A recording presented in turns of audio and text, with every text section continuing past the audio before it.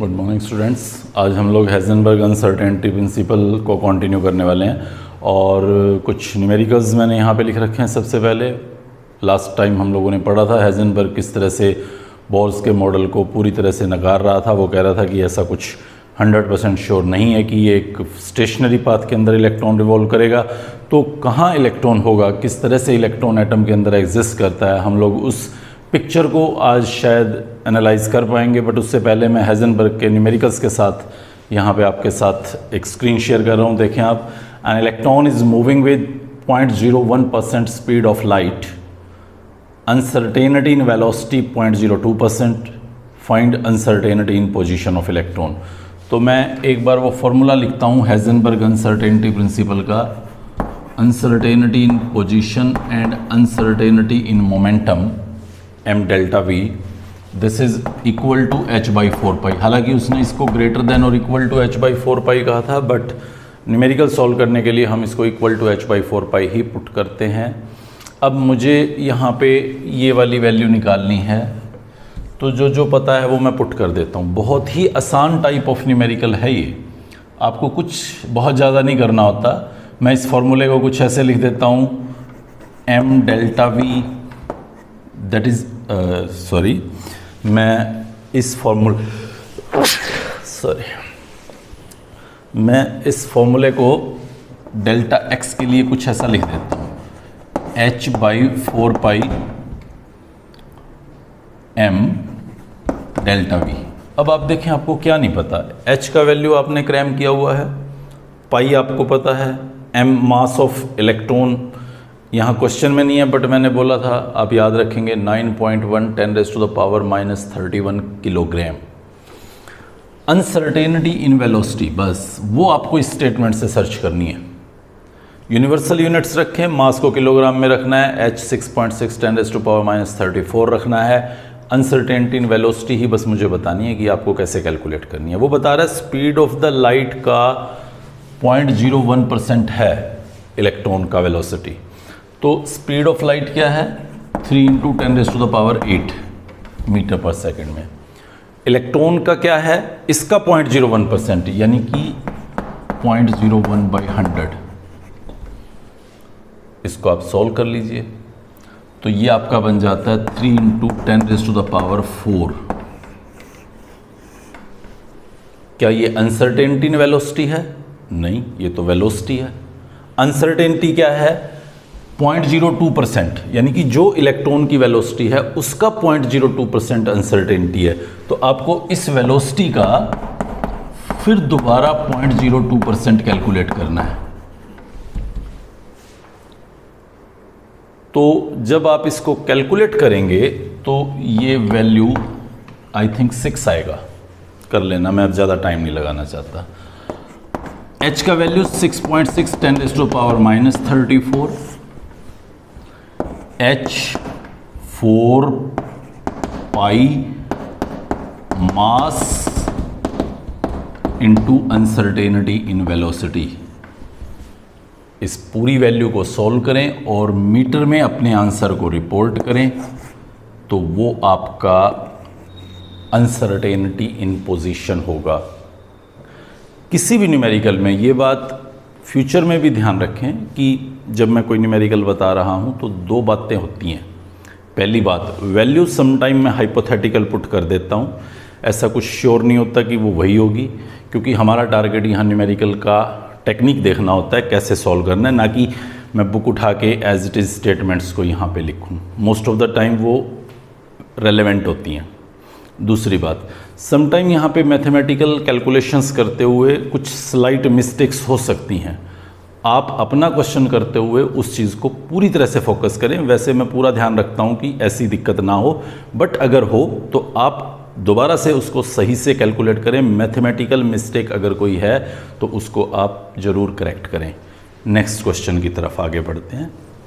वैसा ही एक क्वेश्चन लिखा हुआ है, A neutron is moving with velocity of 40 to 40.05 metre per second.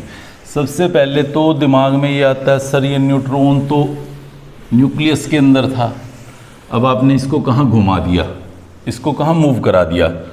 तो देखो, जो पार्टिकल्स हैं, सब एटॉमिक पार्टिकल्स, वो सेपरेट किए जा सकते हैं और वो मूव भी करते हैं। ऐसा नहीं है कि न्यूट्रॉन मूव नहीं करता, रादर न्यूट्रॉन को बम्बार्डमेंट के दौरान यूज़ किया जाता है, just as a beam of neutron put किया जाता है डिफ्रैक्शन स्टडी करने के लिए, और बहुत सारे इसके एप्लीकेशन पार्ट्स रहते हैं। तो आप ये मत सोचिएगा कि न्यूट्रॉन क्यों लिख दिया मैंने, किसी भी पार्टिकल के लिए मैं ये पॉइंट देख सकता हूँ, और न्यूट्रॉन तो बहुत अच्छे से देखा जा सकता है। वो मूव कर रहा है, उसकी वेलोसिटी बताइए, अनसर्टेनिटी इन पोजीशन कैलकुलेट करना है।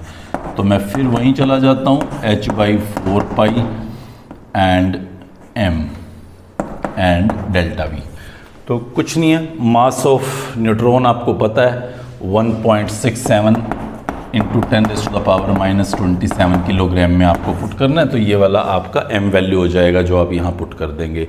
अनसर्टेनिटी इन वेलोसिटी क्या है, तो वो बता रहा था 40 to 40.05 मीटर पर सेकेंड हो सकती है। तो आपकी जो अनसर्टेनिटी की रेंज है वो सिर्फ 0.05 है। जो डिफरेंस आपका, जो एरर आपका हो सकता है, जो अनसर्टेनिटी आपकी है वो 0.05 की है। तो बस यहाँ पे अनसर्टेनिटी इन वेलोसिटी 0.05 पुट करेंगे। मास आपको बता ही दिया, h और पाई आपको पता ही है, कैलकुलेट कीजिए अनसर्टेनिटी इन पोजीशन, वो आपका आंसर होगा। अगला क्वेश्चन देखें, product of uncertainty in position और वेलोसिटी अल्फा पार्टिकल के लिए निकालना है। मैं फॉर्मूला लेके आ रहा हूँ दोबारा से, delta X m delta v that is equal to h/4 आपसे वो क्या पूछ रहा है, uncertainty in position and uncertainty in velocity का प्रोडक्ट क्या होगा, ये पूरी बात पूछ रहा है। तो ये तो फिर बहुत ही आसान है, एक चुटकुला टाइप का न्यूमेरिकल दिख रहा है मुझे। m mass of alpha particle put करना है। रिकॉल करें, आपको बताया था 4 होता है, 4 इंटू 1.67 इंटू 10⁻⁻27 किलोग्राम। 1 AMU इतने किलोग्राम के बराबर होता था। तो यहाँ पे मैं वो मास का वैल्यू पुट कर दूंगा, h/4 पता ही है। तो uncertainty in position, product of uncertainty in position and uncertainty in velocity होगा। यूनिट क्या होगा आंसर का, वो आपके लिए बिल्कुल भी मुश्किल नहीं होना चाहिए। आपको अनसर्टेनिटी इन पोजीशन पता है मीटर में होगी, अनसर्टेनिटी इन वेलोसिटी पता है मीटर पर सेकंड में होगी। तो मीटर स्क्वायर पर सेकंड में आपके पास ये आंसर रहेगा। दूसरा क्वेश्चन देखें, फिर दोबारा से बहुत ही आसान क्वेश्चन को मैंने यहाँ पे रिप्रेजेंट किया हुआ है। Uncertainty in position of electron ±10 picometre है, ये वाला वैल्यू आपको दे रखा है। Uncertainty in velocity of electron calculate करना है।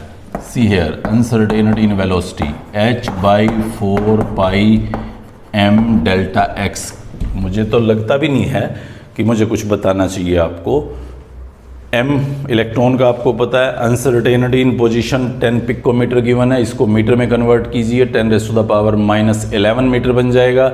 उस 10⁻⁻11 मीटर को वहाँ पुट करें, ये अनसर्टेनिटी इन वेलोसिटी होगा। और बहुत ही आसान न्यूमेरिकल्स आप लोगों ने देखे जो हाइजेनबर्ग से रिलेटेड आपसे पूछे जा सकते हैं।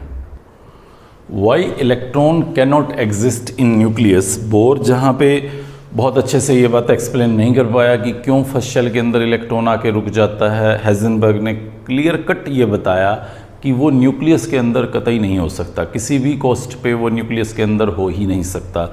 इसी पर्टिकुलर फॉर्मूले से मैं आप लोगों को अभी समझाऊंगा। बट इन नटशेल आप देखें, हाइजेनबर्ग अनसर्टेनिटी प्रिंसिपल में आपसे क्या पूछा जाना है, तो आई शुड से सिर्फ 3 चीज़ें हैं जो आपसे वो पूछ सकता है। पहली चीज़ इटसेल्फ हाइजेनबर्ग अनसर्टेनिटी प्रिंसिपल की डेफिनेशन है, जो मैंने आप लोगों को लास्ट लेक्चर में बताई थी। Both position and velocity of an electron can not be measured simultaneously accurately. ये 1 मार्क डेफिनेशन काफ़ी बार पूछी जाती है। दूसरा न्यूमेरिकल एरिया है जो हम लोग अभी डिस्कस कर रहे थे, मैंने लगभग टाइप जो पूछी गई हैं वो सब आपसे यहाँ पे शेयर की हैं। और तीसरा ये वाला क्वेश्चन जो अभी मैं आपको समझाने वाला हूँ, why electron can not exist in nucleus. इस हाइजेनबर्ग में अगर आप डायरेक्टली इन 3 चीज़ों पर भी चले जाते हैं तो this will be quite enough. हाँ, हाइजेनबर्ग ऐसा क्यों कह पाया, क्यों हमें इलेक्ट्रॉन, वो सब बातें, इलेक्ट्रॉन की पोजीशन सही नहीं पता कर पा रहे थे, वो सब बातें मैंने आप लोगों को समझाई थी। आप अच्छे से उसको समझें। बट जो पेपर में आपसे पूछे जाने वाला चीज़ है, स्पेशली बोर्ड एग्जाम्स में मैं बता रहा हूँ, तो वो सिर्फ यही एरिया रहेगा। तो चलिए इसको समझते हैं हम लोग कि why electron can not exist in nucleus. तो आप देखें यहाँ पे, ये मैं सपोज करें आपको वो न्यूक्लियस दिखा रहा हूँ जिसके अंदर हम ट्राई कर रहे हैं कि शायद इलेक्ट्रॉन बाहर से यहाँ पे घुस जाए। तो हेज़नबर्ग ने कहा कि जो न्यूक्लियस का डायमीटर आप देखें तो वो 10⁻⁻15 मीटर है, जो न्यूक्लियस का डायमीटर है। तो इलेक्ट्रॉन न्यूक्लियस में कहाँ पे होगा? वो किसी भी पॉइंट पे होगा, तो वो पॉइंट उस डायमीटर का पार्ट होगा। जैसे आप कहें सर नहीं वो तो यहाँ हो सकता है, तो मैं कहूँगा नहीं यहाँ से भी तो ये एक डायमीटर बनता है। आप कहें सर यहाँ हो सकता है, तो मैं कहूँगा यहाँ से भी तो एक डायमीटर हो सकता है। सो आप इस सर्कल में कहीं पे भी कोई पॉइंट लगाते हैं तो डेफिनेटली वो पॉइंट किसी एक डायमीटर का पार्ट होगा। आप उसको ये नहीं कह सकते कि वो उस सर्कल के डायमीटर से कहीं इधर उधर है। आप ट्राई भी करके देख सकते हैं इस चीज़ को लेके। तो उसने कहा कि ये वो न्यूक्लियस है और ये उसका एक डायमीटर है जहां इलेक्ट्रॉन कहीं भी हो सकता है। मतलब उसकी जो पोजीशन में अनसर्टेनिटी है वो इतनी है, इस जगह पे वो कहीं भी हो सकता है।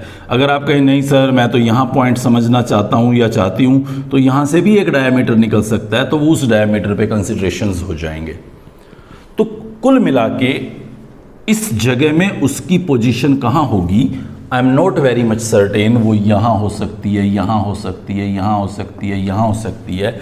मैं कह सकता हूँ कि न्यूक्लियस के अंदर जो uncertainty in position of electron होगा वो 10⁻⁻15 मीटर होगा।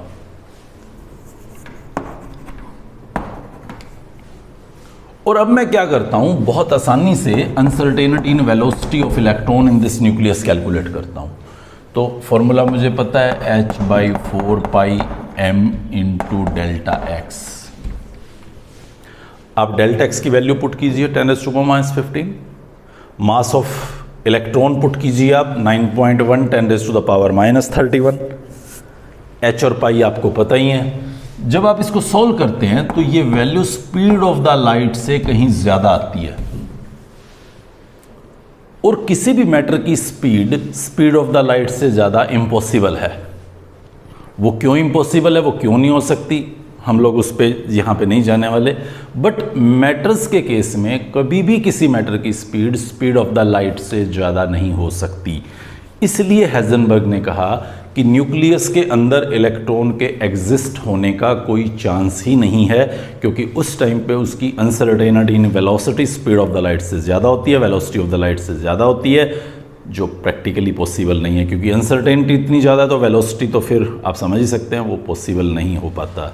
ये आपको 3 पॉइंट्स अच्छे से समझने होते हैं हेज़नबर्ग के अंदर। तो हमारे दिमाग में फिर एक क्वेश्चन बार बार कूद रहा है कि फिर एटम कैसा है। हम लोग वो शेल्स, स्टेशनरी शेल्स, इनके चक्कर से भी आउट हो गए, हमें पसंद नहीं आ रहा वो। तो कैसा एटम है, तो उसको बताने के लिए हमारे पास क्वांटम मैकेनिकल मॉडल आया। एक साइंटिस्ट हुए हैं, बहुत ही रिनाउंड साइंटिस्ट हैं, श्रोडिंगर ने और हेज़नबर्ग ने मिलकर क्वांटम मैकेनिकल मॉडल दिया था। और क्वांटम मैकेनिकल मॉडल में उन्होंने एटम के स्ट्रक्चर का कुछ प्रेडिक्शन किया था। हम लोग अभी क्वांटम मैकेनिकल मॉडल तो नहीं पढ़ रहे हैं जस्ट इसके बाद, बट एक बार हम उसी की तैयारियों में लग रहे हैं। हेज़नबर्ग और श्रोडिंगर ने जो कोलैबोरेशन में एक्सपेरिमेंटेशन किया और उसका जो आउटपुट निकाला, उसको मैं एक बिल्कुल आसान से एक्सपेरिमेंट से आपको समझाने की कोशिश करता हूँ। मान लीजिए मेरे पास हाइड्रोजन का एक एटम है जिसका एक न्यूक्लियस है और उसके बाहर एक इलेक्ट्रॉन है। देखिए ये मेरे पास वो एक न्यूक्लियस है और इसके बाहर एक इलेक्ट्रॉन है। Let me call it here, यहां पे है वो इलेक्ट्रॉन। अब मैं हाइपोथेटिकल बोल रहा हूं, ये सब बातें एक कहानी सी सुना रहा हूं सिर्फ एटम के स्ट्रक्चर को समझाने की। अब मैं अगर विद इन ए सेकेंड इस हाइड्रोजन एटम के थाउजेंड्स फोटो खींचूं तो मैं क्या देखता हूं, एक फोटो में इलेक्ट्रॉन यहां पे था, थोड़ा कलर डिफरेंट ले लेता हूं इलेक्ट्रॉन के लिए, एक में यहां पे था, अगले फोटो में यहां, अगले में यहां, अगले में यहां। और इस तरह से मैंने जब with in A second 1000 photographs खींचे तो हर फोटोग्राफ में मुझे इलेक्ट्रॉन कुछ अलग जगह पे नज़र आया। ध्यान से देखना आप, ये मैं हर डॉट को एक अलग फोटोग्राफ में इलेक्ट्रॉन की लोकेशन बताने की कोशिश कर रहा हूं। और you see here very very carefully कि कुछ डॉट्स में न्यूक्लियस के बहुत पास भी बना रहा हूं और कुछ डॉट्स में इनफाइनाइट डिस्टेंस की तरफ भी बना रहा हूं। तो जी मैंने ये 1000 फोटोग्राफ्स यहां पे फ्लैश किए और सब फोटोग्राफ्स को एक दूसरे के ऊपर रख दिया सो दैट सभी न्यूक्लियस यहीं पे आ जाएं।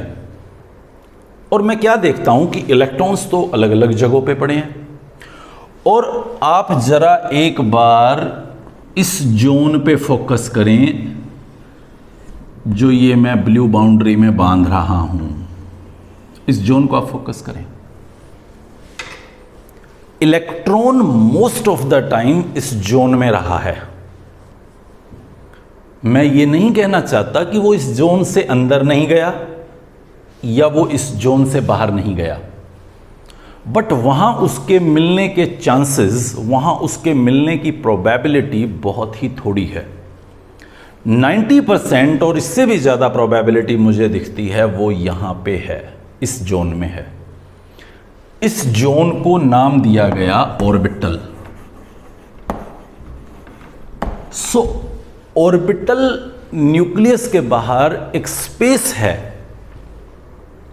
जहां पे इलेक्ट्रॉन हो सकता है, जहां पे इलेक्ट्रॉन होने का 90 to 95% प्रोबेबिलिटी है। उसके आजू बाजू, तो उसके आजू बाजू कहीं भी हो सकता है। एट इनफाइनाइट डिस्टेंस भी हो सकता है। न्यूक्लियस के बहुत क्लोज भी हो सकता है।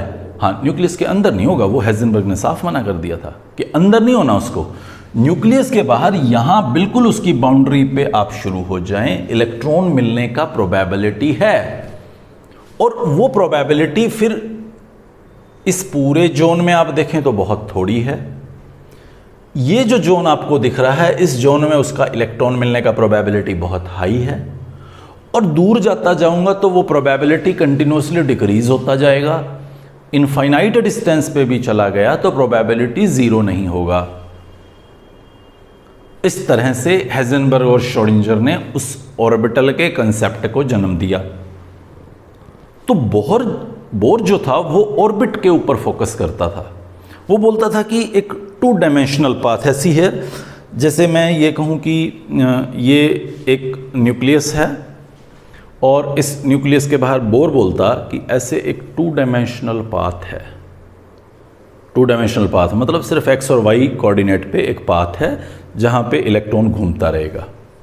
वो उससे आजू बाजू कहीं नहीं हो सकता। वो एडामेंट था इस बात पे। बट हेजनबर्ग ने कहा और इस क्वांटम मैकेनिकल मॉडल ने कहा कि न्यूक्लियस के बाहर एक 3 डायमेंशनल स्पेस है। सी हियर 3 डायमेंशनल स्पेस मतलब इस न्यूक्लियस के इस एक्सिस पे, इस एक्सिस पे, इस एक्सिस पे, इस एक्सिस पे, इस एक्सिस पे, इस एक्सिस पे, चारों तरफ आप अपना हाथ घुमाएं जैसे मैं घुमा रहा हूं। न्यूक्लियस के बाहर ऐसे इस पर्टिकुलर स्पेस में कुछ जगह हैं ऐसी, बार बार मेरे हर वर्ड पे दिमाग लगाना, जगह है ऐसी जिस जगह पे इलेक्ट्रॉन मिलने की प्रोबेबिलिटी है। मैं यूं नहीं कह सकता ये यहां होगा इलेक्ट्रॉन, नो, मैं ये कहूंगा कि ये वो जगह है जहां होगा इलेक्ट्रॉन। उस पर्टिकुलर जगह में वो कहां पे है, इतना सर्टेनली मैं इलेक्ट्रॉन की पोजीशन बता ही नहीं सकता, कोई भी नहीं बता सकता। आज तक हमारी साइंस इतनी एडवांस नहीं है कि वो आपको पिन पॉइंट करके बता देगी कि ये रहा इलेक्ट्रॉन। ये पॉसिबल नहीं है। वो आपको ये बताएगी कि हाँ ये वो रीजन है जिस रीजन के अंदर इलेक्ट्रॉन हो सकता है। हमारे कदम बढ़ रहे हैं अब एटम के रियल स्ट्रक्चर की तरफ। मैं बोर को फेंक नहीं दूंगा, मैं बोर को साथ लेके चलूंगा। बोर की बातें अगर मैं कहूँ कि 100% गलत थी, ऐसा मुझे नहीं कहना चाहिए। बोर जहां पे कह रहा था 100% इलेक्ट्रॉन है, एक्चुअली हेजनबर्ग ने कहा कि वहां 90% चांस हैं इलेक्ट्रॉन होने के। तो 90% है तो मतलब मुझे, अगर मैं 100 विजिट करता हूं तो 90 टाइम मुझे वहीं मिल रहा है, तो दैट मीन्स मुझे कहना चाहिए कि बोर पूरी तरह से झूठा नहीं है। इसीलिए हम बोर को फॉलो करते रहते हैं। हम रदरफोर्ड की कहानी बहुत ज़्यादा यूज़ नहीं करते, थॉमसन को हम कभी का भूल चुके हैं, बस एक लाइन में उसको सम्मान देने के लिए पढ़ते हैं और छोड़ देते हैं। बट बोर का मॉडल इतना बेकार नहीं है कि मैं कहूँ कि उसको मैं सिरे से रिजेक्ट कर दूंगा। हाँ, उसमें यही मुझे रेक्टिफिकेशन करना था, रादर हेजनबर्ग और क्वांटम मैकेनिकल मॉडल ने किया, मैं तो कौन हूँ करने वाला। तो उन्होंने बताया कि न्यूक्लियस के बाहर एक 3D स्पेस है जहाँ पे इलेक्ट्रॉन मिलने का प्रोबेबिलिटी है, और उस जगह को उन्होंने नाम दिया ऑर्बिटल। ये और ऑर्बिट का तो हमें पता है, हमें 9th क्लास में बताया जाता था 2n² से इलेक्ट्रॉन निकालने हैं जी। फर्स्ट शेल में 2 होंगे, दूसरी में 8 होंगे, तीसरी में 18 होंगे, फोर्थ में 32 होंगे। वो तो कहते हैं कि भाई ये ऑर्बिट की कहानी नहीं है, वो तो कहते हैं कि न्यूक्लियस के बाहर ऑर्बिटल्स हैं। ये जो स्पेस है न्यूक्लियस के बाहर, ऐसा समझ लीजिए आप जिस कमरे में बैठे हैं उसके सेंटर पे एक डस्ट पार्टिकल है, वो न्यूक्लियस है, और उसके बाहर चारों तरफ आप देखिए वो एक स्पेस है। उस स्पेस में इलेक्ट्रॉन को होना है, किस जगह पे होना है, उस जगह को वो बोल रहा है ऑर्बिटल। वो कैसी जगह होगी? क्या वो ऐसी ही होगी जैसे मैं दिखा रहा था स्फेरिकल, या उसकी कोई अलग टाइप की शेप होगी, like spindle shape, dumbbell shape, कुछ लीफ लाइक शेप? वो सब बातें मैं आप लोगों से शेयर करूंगा आने वाले टाइम में कि ऑर्बिटल्स कैसी होती हैं। ऑर्बिटल एक ऐसा रीजन है जहां 3 डायमेंशनल रीजन है जहां पे इलेक्ट्रॉन मिलने की प्रोबेबिलिटी है। सिर्फ 2 इलेक्ट्रॉन आते हैं एक ऑर्बिटल में। जैसे आप शेल्स को KLMN बोलते थे, ऐसे ही ऑर्बिटल्स को हम SPDF बोलते हैं। Sometime it will be टीजिंग, 2 electron, 2 क्यों? तो आप बता दो ना, सेकंड शेल में 8 क्यों, थर्ड शेल में 18 क्यों? तो धीरे धीरे हम ये भी समझेंगे कि ऑर्बिटल में 2 क्यों आते हैं। मैं ये नहीं कह रहा कि हम नहीं पढ़ेंगे, बट जैसे हमने पीछे ध्यान रखा हुआ कि फर्स्ट शेल में 2 आएंगे, दूसरी में 8 आएंगे, तीसरे में 18 आएंगे, तो ऐसे ही अभी ध्यान रख लीजिए कि ऑर्बिटल में 2 इलेक्ट्रॉन आते हैं। अभी तो हमें कुछ पता ही नहीं है कि ऑर्बिटल क्या है, कैसी शेप होगी। बस इतना दिमाग में रखें कि न्यूक्लियस के बाहर एक 3D स्पेस है, किसी भी एक्सिस पे हो सकता है, एक्सिस के बीच में हो सकता है, जहाँ पे इलेक्ट्रॉन हमें मिलेगा। उन शेप्स के बारे में और भी बहुत सारी बातों के बारे में हम समझेंगे इस एटम के स्ट्रक्चर को जानने के लिए। बट उससे पहले हम एक और टॉपिक की तरफ मूव करेंगे यहाँ पे, और वो टॉपिक हमारा एक बहुत ही क्रूशियल, बहुत ही वाइटल टॉपिक रहता है जो हमें स्ट्रक्चर ऑफ एटम के पास लेके जाएगा। हम थोड़ा थोड़ा बोर को भी पढ़ रहे होंगे और अपने ओरिजिनल एटम की तरफ भी मूव कर रहे होंगे, and that topic is quantum numbers. एक बहुत ही इंपॉर्टेंट टॉपिक मैं बोल रहा हूँ। क्यों बोल रहा हूँ? क्योंकि हालांकि थ्योरेटिकल एरिया है, हम लोग न्यूमेरिकल्स इसमें ज़्यादा नहीं देखेंगे, बट क्वेश्चन की फ्रीक्वेंसी देखूं तो कॉम्पिटिटिव लेवल पे, आपके बोर्ड एग्ज़ाम में, स्कूल एग्ज़ाम्स में, सब जगह ये क्वांटम नंबर बहुत ही ज़रूरी एरिया है जहाँ से क्वेश्चन आपसे पूछे जाएंगे। आप अच्छे से इस पीछे वाले हिस्से को, जहाँ मैं न्यूमेरिकल्स पे अब स्टॉप लगा रहा हूँ और कुछ कॉन्सेप्चुअल बातें स्ट्रक्चर ऑफ एटम के लिए समझाना शुरू करूँगा नेक्स्ट लेक्चर में। टिल देन आप अच्छे से पढ़ें, मन लगा के पढ़ें। जितना बढ़िया आप पढ़ेंगे उतना ही आने वाले टाइम में आप केमिस्ट्री को अंडरस्टैंड कर पाएंगे। Good bye.